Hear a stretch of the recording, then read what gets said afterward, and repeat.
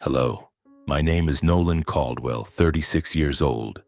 I currently live in a luxurious mansion on the outskirts of Scottsdale, Arizona, a place where large glass doors open to a view of the fiery red desert, and the golden sunlight blazes like it's scorching everything in its path. I am a senior advisor for an international real estate investment fund with an estimated net worth of over $500 million. By my side is always Katie, my 8-year-old daughter, a bright girl with shimmering blonde hair and clear blue eyes like the Arizona sky, who never fails to make me smile with joy. Hearing this, you might think my life is painted in shades of rose, filled with light and glory.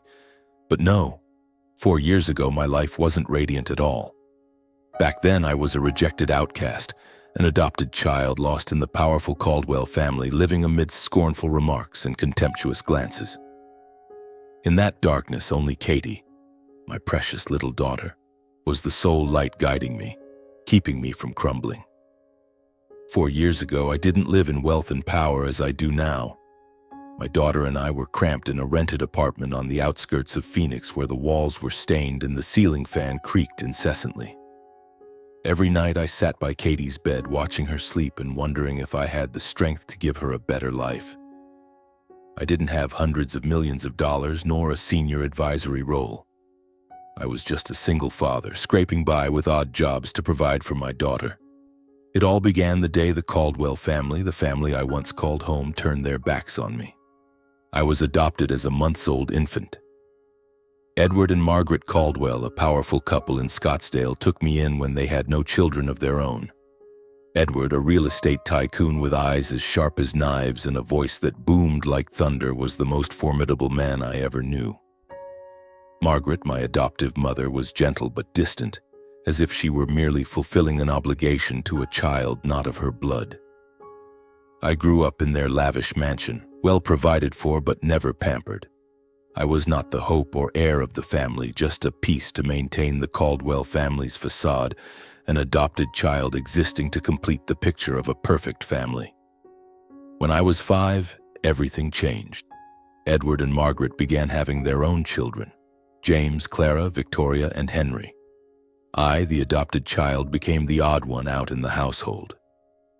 My siblings, though young, quickly learned to look at me with disdain. "Nolan, the picked-up kid," Clara once whispered to Victoria, her voice sharp as a blade. I tried to fit in, doing menial tasks at Edward's company, from running errands to learning how to read financial reports, hoping for a nod of approval from him. But Edward never patted my shoulder or said he was proud. I was just a shadow, silently existing in the glamorous world of the Caldwells. When I was 25, Edward arranged for me to marry Elizabeth, the daughter of Richard Harper, a major business partner of his. The marriage wasn't my choice, but part of Edward's plan to solidify business ties. Elizabeth was beautiful, with a radiant smile and sharp eyes, but I sensed the strain in every handshake. Edward gave us a separate mansion on the outskirts of Scottsdale, with a sprawling garden and windows overlooking the fiery desert. I thought it was a reward, but later I realized it was just Edward's way of keeping me under his control. Our marriage began with forced smiles, and I naively hoped I could build a real family. A year after Elizabeth and I married, we welcomed our first child, Katie. She had eyes as blue as the Arizona sky and a smile that melted away all my worries. Katie was the most precious gift heaven ever gave me. But Elizabeth, the wife I had hoped would build a home with me, began to change. She became irritable, lashing out for no reason. In the evenings, she would disappear, returning with the smell of alcohol and bloodshot eyes. I tried to talk to her, to ask what she needed, but she would scream, calling me controlling.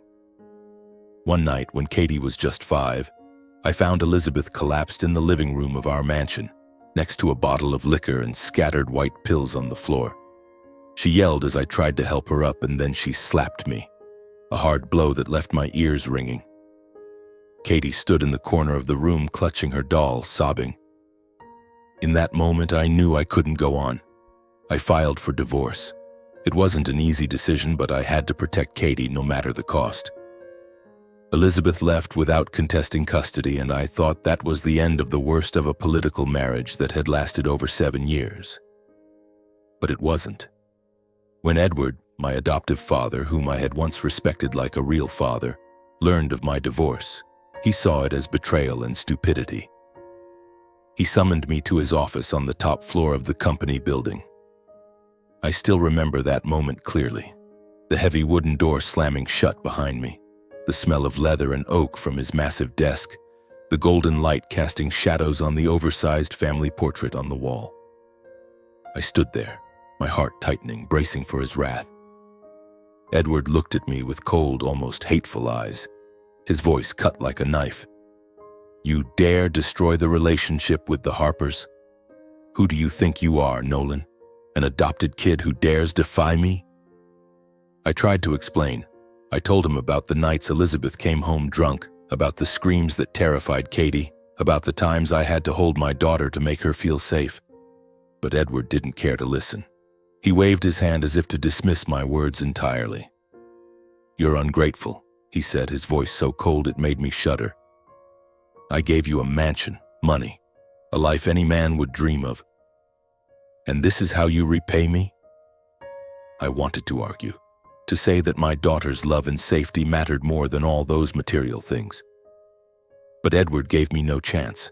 That same day, he took back the mansion, fired me from the company, and cut off all financial support. In front of the entire staff, he disowned me as if I were just a number in his ledger, nothing more. My siblings, James, Clara, Victoria, Henry, who had always despised me for being adopted, now openly mocked me. I still remember James's smirk as he whispered in my ear while I packed up my personal belongings from my desk. "Finally, your true colors show, Nolan.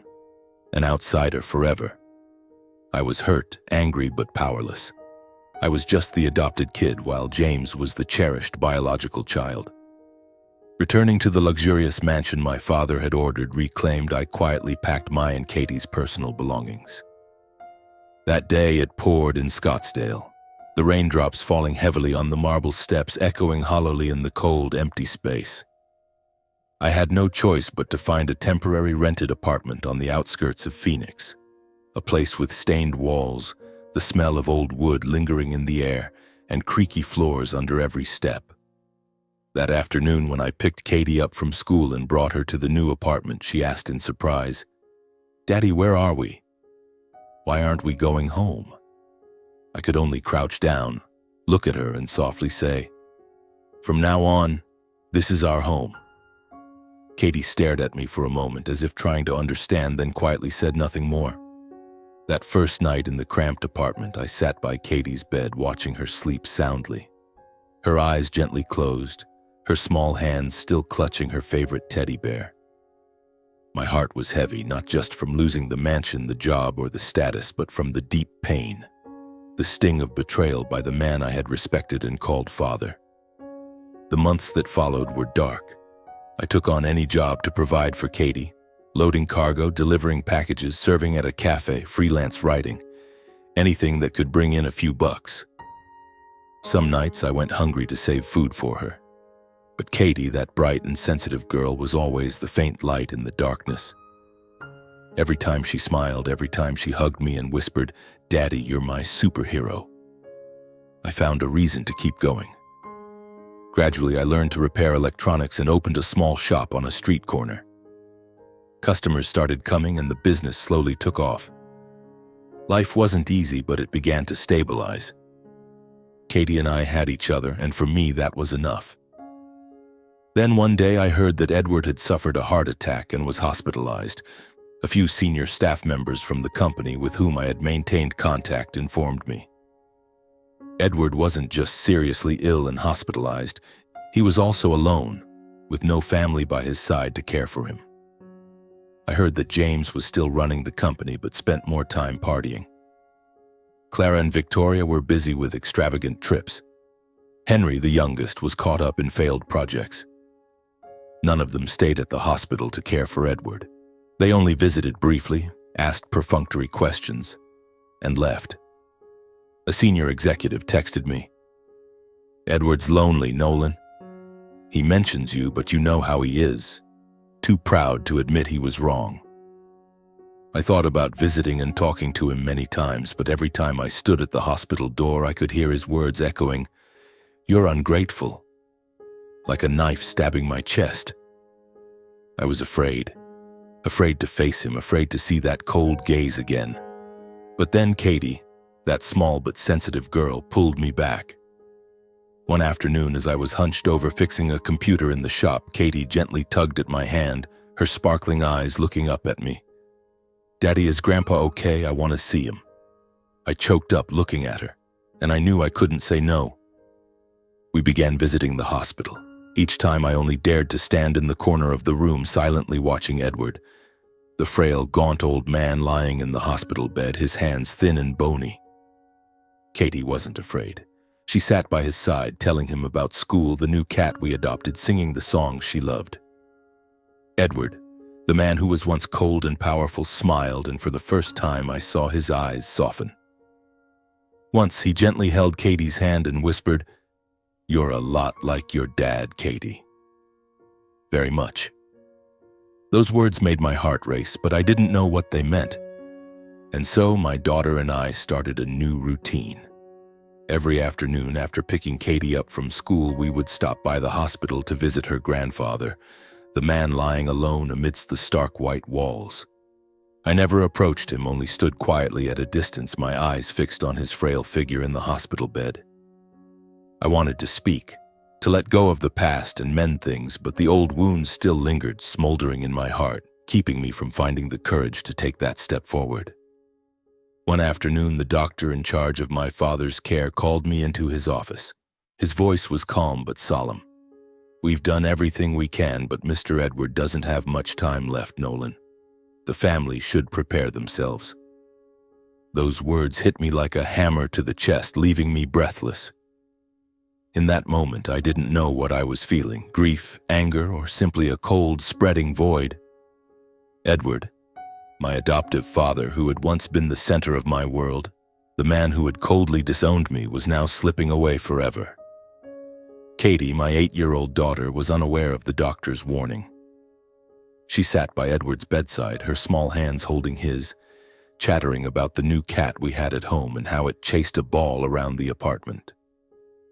"Grandpa, the kitty's name is Muffin and she's so naughty. Yesterday she knocked over Daddy's glass of water." Katie giggled, her bright blue eyes sparkling. Edward, though frail, managed a smile, a rare one I hadn't seen since he cast me out of the family. Watching Katie, I realized she was doing what I lacked the courage to do, bringing light to Edward's final days.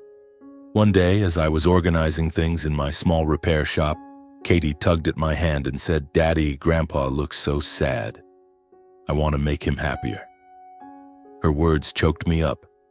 Katie gradually became the unexpected bridge between us. She didn't just talk about Muffin or school, she talked about me. "Daddy works so hard, Grandpa," she said in her clear, innocent voice. "He fixes computers for people and he always reads me bedtime stories." I stood in the corner of the room pretending to look out the window, but I was listening to every word. Edward didn't say anything, just nodded, but I noticed a change in his eyes. They were no longer cold as before. There was something softer, as if he were seeing me through Katie. One afternoon, while Katie was playing in the hospital lobby, Edward suddenly called my name. "Nolan." His voice was faint, almost a whisper. Startled, I stepped closer to his bed, my heart pounding. "Thank you, son, for being here after everything I've done," he said, his eyes locking onto mine. I didn't know how to respond, so I just nodded. "I don't want Katie to be sad," I said, my voice hoarse. Edward fell silent, his lips trembling as if trying to say something he didn't have the strength to express. In the days that followed, Edward and I began to talk, though our conversations were brief and hesitant. He asked about my shop, about how I was raising Katie. I shared, but I always kept a distance, afraid that opening up too much would leave me vulnerable to hurt again. Once Edward looked at me and said, "You've done well with Katie. She's an amazing child." His words stunned me. It was the first time I'd heard Edward praise me, even indirectly.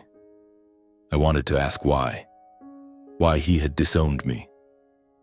But I couldn't bring myself to. I was afraid the answer would shatter the fragile hope that had begun to spark within me. Katie, with her innocence and unconditional love, remained the delicate yet strong bridge between Edward and me. Each visit, she brought her scribbled drawings, proudly calling them gifts for Grandpa. Edward, despite his weakness, cherished each little drawing, carefully placing them in a small wooden box by his bedside, as if they were priceless treasures. I saw the change in him, slow but undeniable. One time, when Katie ran out to get water, Edward turned to me, his eyes glinting with an unfamiliar light. His voice trembled barely above a whisper. "Nolan, I was wrong." I stood frozen, staring into his reddened eyes, the first time I saw him reveal vulnerability and regret. I wanted to rush to him, to hug him, to say how long I'd waited for those words. But all I could do was stand there, nodding slightly, letting tears stream down my face. In that moment, between two men, between father and son, I felt a small crack in the wall that had separated us, opening just enough for forgiveness and regret to slip through. But time waits for no one. One morning, a nurse called me urgently to the hospital. Edward was weakening rapidly, his breathing labored, and the doctor said he had only a few days left. I brought Katie with me, though my heart was heavy.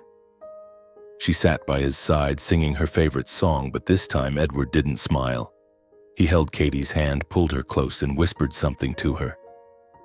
I couldn't hear it, only saw Katie nod solemnly, as if entrusted with an important task.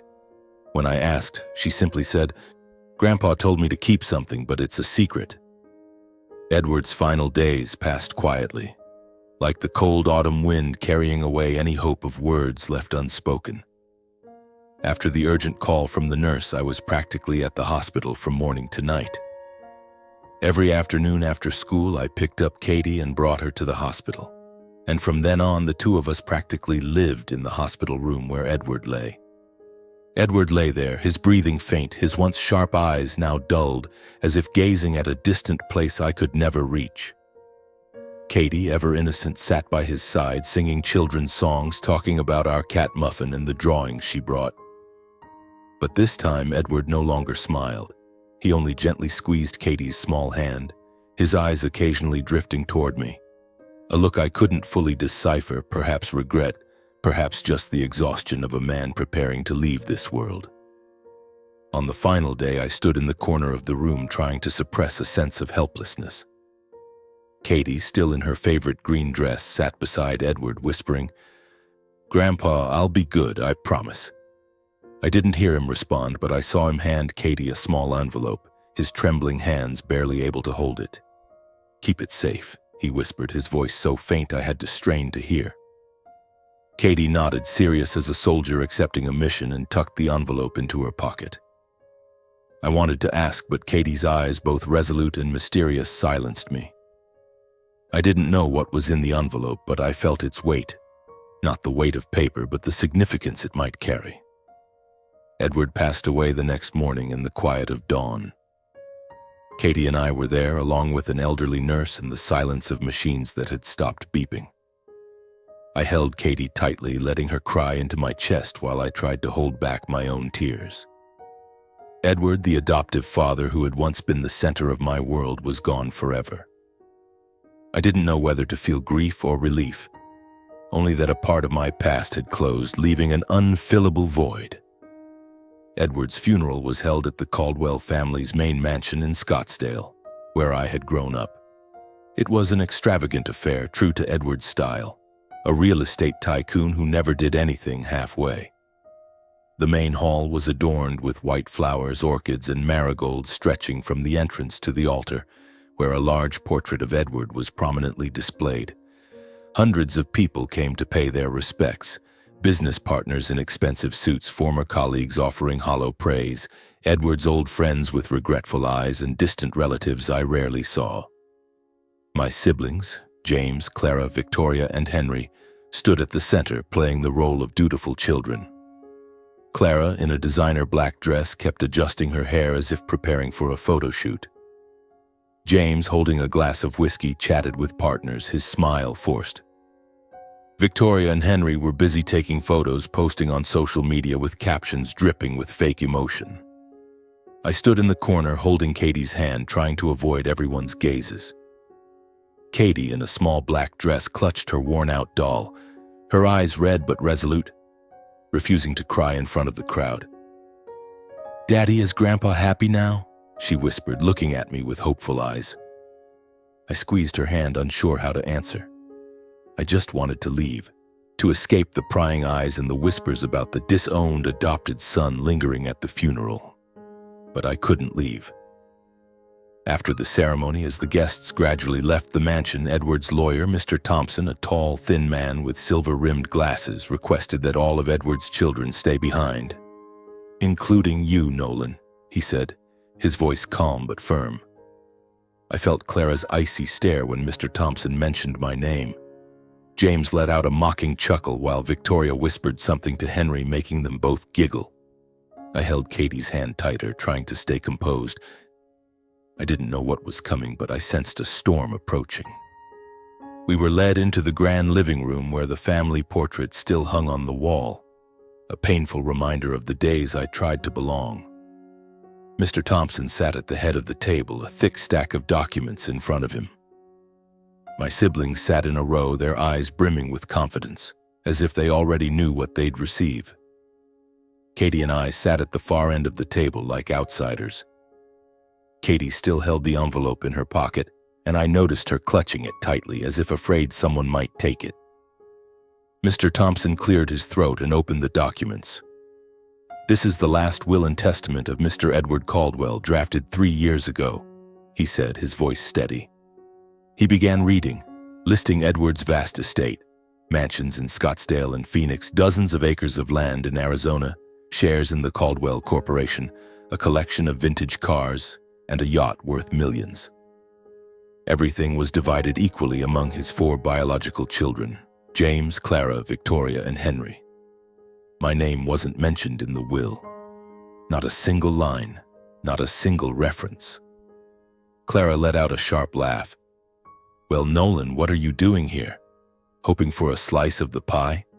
Victoria chimed in, her tone mocking. "Maybe you thought you were still a Caldwell, but you're just a burden." James, with a contemptuous smile, added, "You're the reason Dad had a heart attack, Nolan. Don't pretend to grieve." Henry, usually quiet, spoke up. "Why don't you go back to your cheap repair shop?" Each of their words was like a knife, slicing into old wounds. I gripped Katie's hand, trying to stay calm, preparing to stand and leave. I was used to their humiliation, but I didn't want Katie to hear it. But then Katie, my little girl, stood up abruptly. "Stop it!" Her voice rang out, small but firm, silencing the room. I was stunned as she pulled the envelope from her pocket, her hands trembling but her eyes blazing with determination. "Grandpa told me to give this to the lawyer," Katie said, stepping forward and placing the envelope in Mr. Thompson's hands. Clara frowned, James stopped laughing, and Victoria whispered something to Henry. My heart pounded as if the whole world was holding its breath. The light in the grand living room of the Caldwell mansion seemed to dim, as if the very air was holding its breath. Katie returned to her seat, squeezing my hand as if to encourage and comfort me.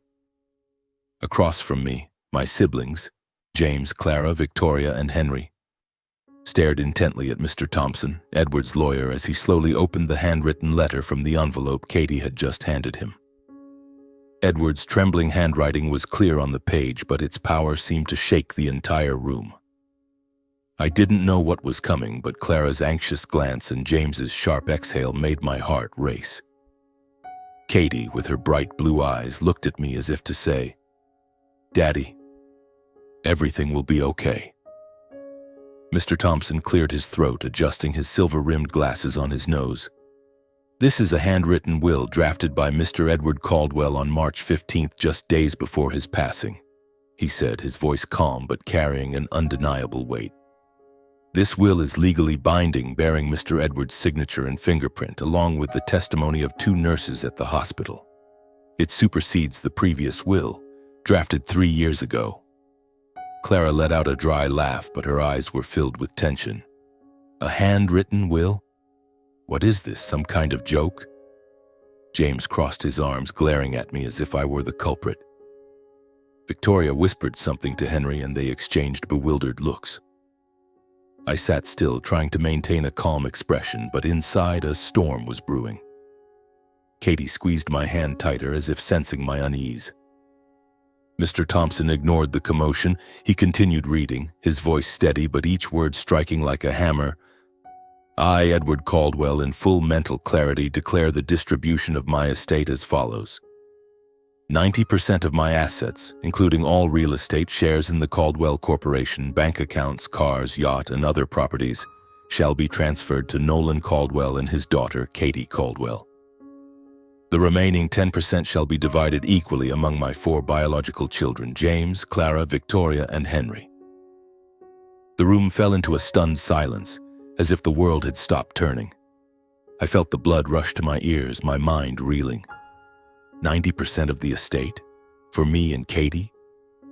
I looked at Mr. Thompson, then at Katie, searching for a sign that this was just a dream. But Katie, with her resolute gaze, nodded slightly as if she had known this all along. My siblings, on the other hand, erupted. "What?" Clara screamed, standing so abruptly she knocked over her chair. "This is a forgery. It's impossible." James slammed his hand on the table, his face flushed with anger. "Nolan did something, I know it. He forced Dad to write this when he was dying." Victoria, usually composed, lost her cool, her voice trembling. "Dad couldn't do this to us. We're his real children." Henry, the youngest, sat silently, but his eyes were cold and calculating, as if plotting something. Mr. Thompson raised his hand, signaling for calm. "I'm not finished," he said, his voice still composed. He continued, and each word pierced my siblings' smugness like a dagger. "I leave 90% of my estate to Nolan and Katie because they have proven true loyalty and familial love. Nolan, despite my unfair treatment of him, quietly cared for me in my final days. Katie, my granddaughter, brought joy and hope that I found in no one else. I was wrong to disown Nolan, and I regret not supporting him in his times of hardship. He is the only son who truly understood the value of family." My throat tightened, tears welling up. Edward, the adoptive father who had once called me ungrateful and cast me out, had written these words. He had seen me not as an outsider, but as a true son. I looked at Katie, who smiled, her eyes sparkling with pride. "Grandpa loved you, Daddy," she whispered, and I had to turn away to hide my tears. But my siblings didn't share my emotions. Clara lunged toward the table, snatching the will from Mr. Thompson's hands, her eyes wild. "This is fake. I don't believe it. Dad couldn't have done this." James stood, pointing at me. "You manipulated him, Nolan. You and that kid took advantage of him when he was weak." Victoria, her voice shrill, shouted, "You don't deserve a single cent. You're just an adopted nobody." Henry, though silent, glared at me with a hatred that felt like it could tear me apart. I wanted to respond, to shout that I hadn't done anything wrong, that I only visited Edward because of Katie, because I couldn't let her lose her grandfather without beautiful memories. But I stayed silent. I was used to their contempt, and I didn't want to argue on this day, the day Edward had left me his final apology. Katie, however, couldn't take it. "You're wrong," she shouted, her small voice brimming with strength. "Grandpa chose Daddy because Daddy's good. You didn't visit Grandpa, only Daddy and I did." The room fell silent again, and I saw Mr. Thompson smile faintly as if proud of Katie. Mr. Thompson stood, retrieving the will from Clara's hands. "This will is legally binding," he said firmly. "It was written in a state of mental clarity with a signature, fingerprint, and witnesses. If there are any disputes, the courts will review it, but I advise you to respect Mr. Edwards' wishes." He looked at me, nodding slightly as if to say he was on my side. Clara shot me a venomous glare before pulling James out of the room. "We'll sue!" she screamed. "I won't let Nolan take everything." James agreed, his voice full of rage. "You won't get away with this, Nolan. We'll overturn this will." Victoria and Henry followed, saying nothing, but their eyes told me they wouldn't give up easily.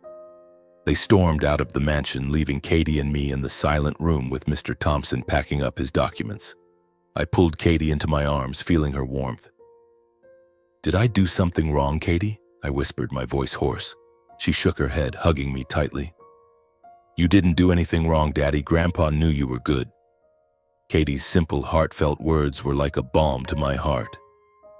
I looked at the will on the table, Edward's trembling handwriting, and felt a belated recognition I had never dared to dream of.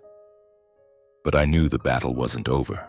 My siblings would sue, would do everything to overturn the will, and I had to be ready to face them, not just for the estate, but for the truth Edward had left behind. As Katie and I left the mansion, the Arizona sun shone brightly, but I felt a storm approaching. I held Katie's hand, stepping through the gate, knowing a long fight lay ahead. But this time, I wasn't alone. I had Katie and I had Edward's apology, a priceless gift I would protect at all costs. The weeks following Edward's funeral passed like a prolonged dream. Katie and I returned to our rented apartment on the outskirts of Phoenix, where the creaking ceiling fan and the smell of old wood still lingered. But now, that apartment was no longer just a temporary shelter. It was where I prepared for the biggest legal battle of my life. My siblings, James, Clara, Victoria, and Henry, had filed a lawsuit accusing me of manipulating Edward into writing the handwritten will, claiming it was a forgery and that I had taken advantage of his weakened state to steal the estate. Every day I received letters from their lawyers filled with threats and insults. But I wasn't afraid. Not because I was confident, but because I had Katie and Edward's apology, a belated recognition I would defend to the end. The trial was scheduled at the courthouse in downtown Phoenix, a cold granite building with long hallways and echoing footsteps. On the first day, I held Katie's hand as we walked into the courtroom, feeling the weight of dozens of eyes, lawyers, reporters, and old acquaintances of the Caldwell family. My siblings sat on the other side, dressed in expensive suits, their gazes venomous. Clara, with her perfectly styled hair, looked at me as if I were an insect. James crossed his arms, a contemptuous smirk never leaving his lips. Victoria whispered something to Henry, and they both chuckled as if certain of their victory. I squeezed Katie's hand, trying to stay calm. In her simple green dress, clutching her worn-out doll, she looked at me with resolute eyes. "Daddy, Grandpa believed in you," she whispered, and I felt a surge of strength rise within me. My lawyer, Ms. Elena Martinez, was a petite but sharp woman with unwavering eyes. She had spent weeks preparing, reviewing every detail of the handwritten will, gathering witness testimonies, and building a strategy to defend Edward's wishes. Across from us was Mr. Richard Grayson, my sibling's lawyer, a tall man with a booming voice, renowned for overturning inheritance cases. "They'll do everything to paint you as an opportunist, Nolan," Elena warned me before the trial. "But we have the truth, and the truth will prevail." The trial began with Mr. Grayson's opening statement. He stood before the judge, his tone smooth but theatrical.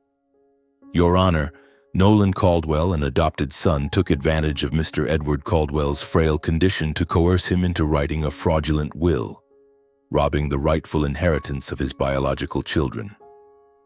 Mr. Edward, in his final days, was not of sound mind to make such a decision. This was a calculated scheme, and we request that the court declare this handwritten will invalid." He turned to me, flashing a mocking smile, and I felt my blood boil. My siblings took the stand one by one. Clara, with her shrill voice, recounted how I was always the outsider, claiming I was jealous of them and schemed to seize the estate. James declared that I had brainwashed Edward in the hospital, using Katie to win his favor. Victoria, with crocodile tears, said she was heartbroken to see her father manipulated.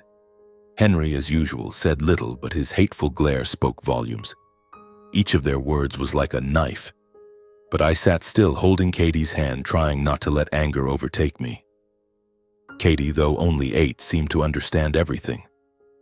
"They're lying, aren't they, Daddy?" she whispered, and I nodded, forcing a smile to reassure her. Elena stood, her voice calm but sharp as a blade. "Your Honor, the handwritten will of Mr. Edward Caldwell is legally valid, written in a state of full mental clarity, with his signature, fingerprint, and the testimony of 2 credible witnesses. We will prove that Mr. Edward made this decision willingly, based on the love and care Nolan and his daughter Katie showed him in his final days. She called the first witness, Susan, the nurse who cared for Edward in the hospital. Susan, a middle-aged woman with a gentle voice, recounted the times Katie and I visited Edward.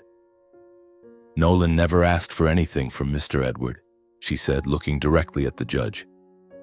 "He just stood in the corner of the room letting Katie talk to her grandfather.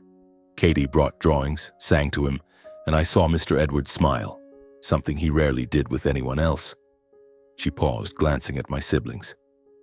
"I didn't see Mr. Edward's biological children there often. They'd stop by, ask a few questions, then leave." The second witness was Edward's doctor, Dr. David Patel. He confirmed that Edward was fully lucid when he wrote the will.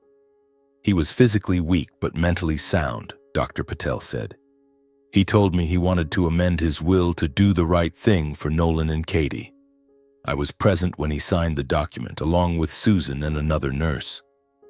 Elena presented further evidence, security camera footage from the hospital showing Katie and me visiting regularly, while my siblings rarely appeared. She also submitted Katie's drawings, carefully kept by Edward in a box by his bedside, as proof of his affection for us. With each piece of evidence, I saw my siblings' faces pale. Clara bit her lip, James clenched his fists, and Victoria whispered frantically to Henry, her eyes filled with panic. But Mr. Grayson didn't give up. He called a psychologist who claimed Edward might have been psychologically influenced by Katie's presence. "An 8-year-old child can easily evoke sympathy, especially in a frail elderly person," he argued. I felt my blood boil. Katie, my little girl, described as a tool of manipulation? I wanted to stand and shout at him, but Elena placed a hand on my shoulder, whispering, "Stay calm, Nolan. We're winning." The turning point came when Elena called Katie to testify. I was worried, not wanting her to face the pressure of the courtroom, but Katie was resolute. "I want to tell the truth for Grandpa," she said, her voice small but firm. Standing before the judge in her green dress and clutching her doll, Katie recounted our visits to Edward. "I sang for Grandpa and he smiled. He said he loved Daddy and wanted Daddy to be happy. He gave me the envelope and told me to keep it safe." Her voice was clear and sincere, silencing the courtroom. The judge, an older man with a stern gaze, looked at Katie with respect, and I saw his eyes glisten. After 3 tense days, the judge delivered his ruling. "The handwritten will of Mr. Edward Caldwell is legally valid," he declared, his voice resounding. "The court finds no evidence of manipulation or lack of mental clarity. Mr. Edward's wishes will be honored." Katie and I officially inherited 90% of Edward's estate, the mansions, land, shares, and everything else. My siblings, with the remaining 10%, left the courtroom in silence, their faces crestfallen. Clara shot me one last hateful glance but said nothing. James, Victoria, and Henry followed quietly, their taunts and threats gone. I hugged Katie, tears streaming down my cheeks. "We did it, Daddy," she whispered, and I nodded, unable to speak. This victory wasn't just about the estate. It was about Edward's belated recognition that I, the disowned adopted son, was his true son. As we left the courtroom, the Arizona sun shone brightly as if welcoming a new beginning. I held Katie's hand, feeling the new chapters of our lives approaching. 3 months after the trial, Katie and I stood in a quiet cemetery nestled among the low hills on the outskirts of Scottsdale. I held Katie's hand, walking slowly along the stone-paved path leading to the Caldwell family plot. Today, we were here to visit Edward's grave, my adoptive father, who had left us not only his estate but also a belated recognition, a gift more precious than any mansion or share. Katie, now 8 years old, wore her favorite green dress and held a small bouquet of white daisies, her blue eyes bright but tinged with sadness. I looked at her, my heart filled with gratitude for the little girl who had become the bridge connecting me to Edward and now to my past. Edward's grave lay under the shade of an old oak tree next to the grave of my adoptive mother, Margaret, who had passed away over a decade ago. The 2 granite headstones were simple yet dignified, their names gleaming in the sunlight. I stood before Edward's grave reading the inscription, Edward Caldwell, 1949 to 2025, devoted father, steadfast leader. My heart tightened, recalling the days he called me ungrateful. But then I remembered the final words in his will. I was wrong to disown Nolan.